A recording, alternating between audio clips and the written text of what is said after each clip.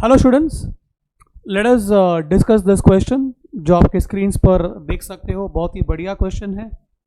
इसमें तीन अलग अलग केसेस है। Will begin with the first case.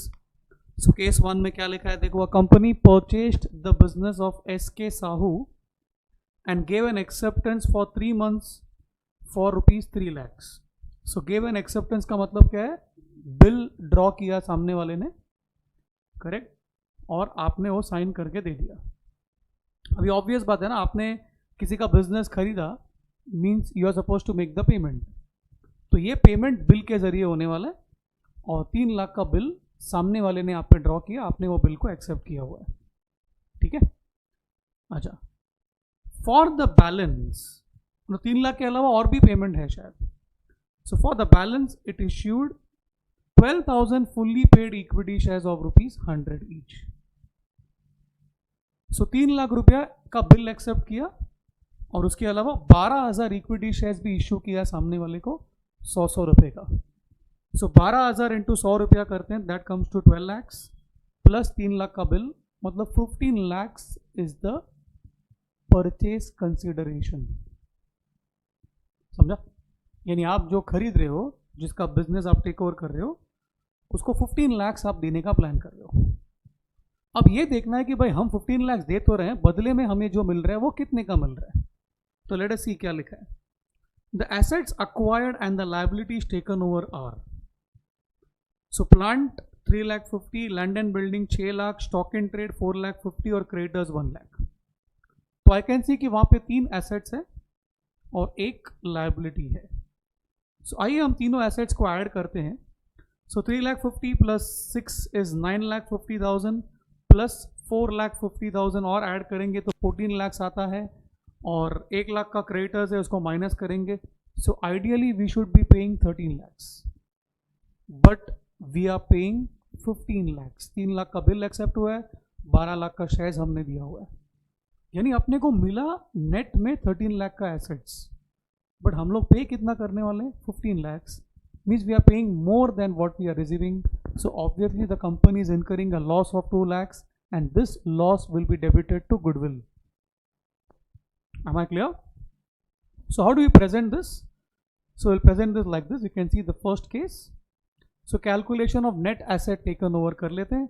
So क्या क्या assets आपने take over किया है? पहला है plant, वो है 3,50,000, बाद में land and building, that is 6 lakhs, उसके बाद है stock in trade, वो है आपका 4,50,000। ये तीनों को ऐड किया तो 14 लाख का एसेट्स हो गया, और सामने क्रेडिटर्स भी आपने टेक ओवर किए है तो 1 लाख का लायबिलिटी है, उसको हम लोग माइनस कर लेते हैं। So net asset taken over is, net asset taken over works out to 13 lakhs। Agreed? अच्छा, एंड इसको हम लोग कंपेयर करेगा obviously with the purchase consideration. तो अपना purchase consideration is 15 lakhs। 15 lakhs कैसा है आपको मालूम है? It is 3 lakhs plus this, correct? अच्छा, so as the purchase consideration is more than the net asset taken over, the difference of ₹2 lakhs is a loss and that will be understood as goodwill. इसके बाद हम इसका journal entries करेंगे। सो आइए journal entry कैसा होगा, let's try to understand. अच्छा, हम लोग कौन है? We are a company and we are taking over the business of S K Sahu, correct? तो बिजनेस आप टेक ओवर कर रहे हैं तो आपको जो भी एसेट्स मिल रहा है उसके बदले में वो सबको डेबिट करने का, which means you will debit plant, you will debit land and building, सबका टेक ओवर प्राइस मालूम है आपको, you will debit stock and trade, ये सबको डेबिट करना है। हमको पता है कि गुडविल है, गुडविल को भी डेबिट कर देना है। To sundry creditors and to S K Sahu, सारे एसेट्स को हमने डेबिट किया और लायबिलिटी को क्रेडिट किया, और एस के साहू को परचेज कंसिडरेशन से क्रेडिट करने का, जो अमाउंट सौदा हुआ है उसको पे करने का, उससे एस के साहू को क्रेडिट करने का। एस के साहू कौन है? वेंडर, जिसका बिजनेस आप खरीद रहे हो। So being amount payable for assets and liabilities taken over. इसके बाद सेटलमेंट का एंट्री कर देंगे। तो S K Sahu account debit 15 lakhs, और हम लोग उसको क्या क्या दे रहे हैं? तो बिल्स पेएबल एक्सेप्ट किया 3 लाख के लिए, और 2 इक्विटी शेयर कैपिटल 12 लाख रुपया। ये हो गया अपना सेटलमेंट का entry. Am I clear? So I hope this case one is clear to all of you. Let's move on to the second case. Second case की ओर बढ़ते हैं, चलिए केस 2। So केस 2 में क्या लिखा है? Ashish and company purchased multimedia business of HT Impex owned by DN Sarkar and issued 40,000 fully paid equity shares of rupees 10 each at a premium of 20%. And the balance amount of rupees 2 lakhs was paid by check. The following assets and liabilities were taken over, ऐसा बोल के लिखा है और वापस अपने को बोला है कि जर्नलाइज कीजिए in the books of Ashish and company. तो let's quickly run through once again. So Ashish and company ने क्या किया? परचेज किया HT Impex नाम का किसी ऑर्गेनाइजेशन का बिजनेस को, जो DN सरकार नाम का एक आदमी ओन करता था, और बदले में क्या इशू किया? 40,000 इक्विटी शेयर इशू किया of rupees 10 each at a premium of 20%, which means 10 का शेयर 12 में इशू किया। सो 12 रुपीज इंटू 40,000 शेयर्स करेंगे तो 4,80,000 शेयर्स के तौर पे आपने पे किए है। इसके अलावा 2 लाख का आपने चेक भी पे किया है, which means 6,80,000 happens to be your purchase consideration. बदले में आपको क्या एसेट्स एंड लायबिलिटीज मिला? तो यू गॉट प्लांट 3 लाख का, यू गॉट स्टॉक 2 लाख का, you got land and building 5 lakh का, 3 एसेट्स मिला है आपको। तो ये तीनों एसेट्स को आप ऐड करते हो, 3 + 2 5, 5 and 5 10 लाख रुपीज़ का एसेट हो गया, और 3 लाख का लायबिलिटी भी मिला आपको। सो 10 लाख का एसेट माइनस 3 लाख का लायबिलिटी करो, so which means 7 lakhs is the amount which you should be ideally paying. बराबर, net asset taken over is 7 lakhs, but if you compare this with the purchase consideration, so purchase consideration as we discussed is only 6,80,000, which means we are paying less, and if we are paying less means it's a gain, and this gain will be credited to capital reserve. Am I clear? Now let's move on to the journal entry. Journal entry is pretty much the same like the previous case. So journal entries in the books of Ashish and company. So जो भी assets को take over किया उसको debit करना है, तो 3 assets था। So plant को डेबिट किया, लैंड एंड बिल्डिंग को डेबिट किया, स्टॉक को डेबिट किया। करेक्ट। जो भी लायबिलिटीज है उसको क्रेडिट करने का, एसेट्स को वेलकम करने का डेबिट के साथ, लायबिलिटी को वेलकम करने का क्रेडिट के साथ। आपका जो वेंडर है जिससे आप बिजनेस खरीद रहे हो, जिसका नाम है HT Impex, तो HT Impex को क्रेडिट करने का परचेज कंसिडरेशन के साथ, which was 6,80,000, and the difference will be credited to capital reserve. Am I clear? Vendor को परचेज कंसिडरेशन से क्रेडिट करने का, that is a bottom line. Fine.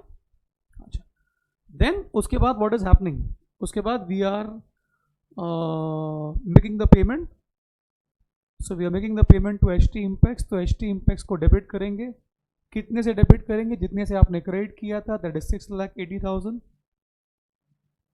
To equity share capital. How many shares are we issuing? 40,000 shares, and हर एक shares का face value क्या है? 10 rupees है। सो 40,000 शेयर्स इंटू 10, 4 लाख रुपीज़। 2 रुपया प्रीमियम था तो वो हो गया securities premium, and you're also making the payment by check, so to bank 2 lakhs. ये है सेटलमेंट एंट्री।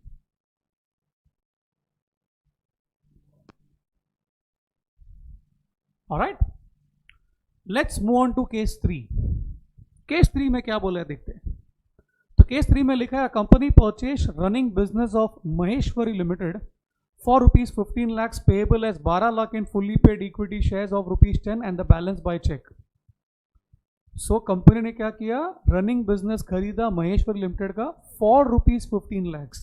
तो 15 lakhs happens to be the purchase consideration, and that is being paid as follows: 12 lakhs in the form of shares and the balance by cheque, and the balance is 3 lakh रुपया। तो purchase consideration directly आपको दे दिया है। The assets and liabilities taken over are the following. So we have got assets like plant and machinery, building, data, stock and cash. 5 assets है। Now when you add all of them, 4 + 4 8, 8 + 3 11, 11 + 5 is 16 plus 2 is 18 lakhs का अपने को asset मिला है और सामने 2 लाख का liability भी है. So ultimately we should ideally be paying 16 lakhs, but we are going to pay only 15 lakhs, which means we are going to again gain 1 lakh rupees. Simple. So this will be the calculation.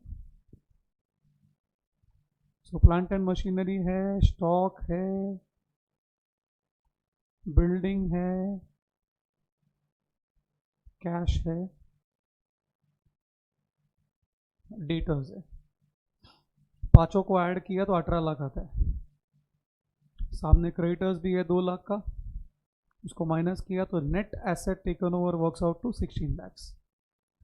And if you compare this with the purchase consideration जो दिया हुआ है सामने से वो है 15 lakhs.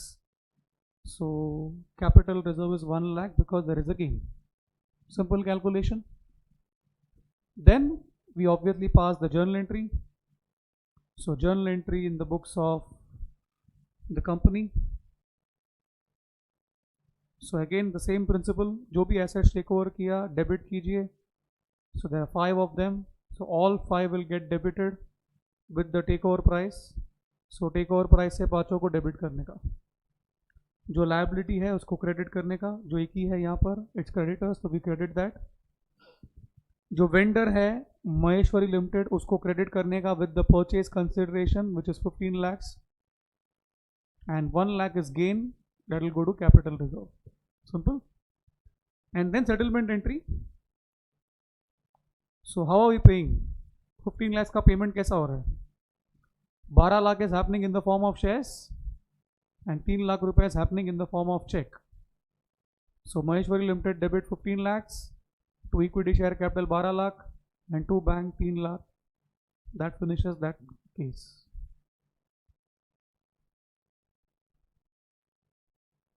So I hope all of you got this question very well.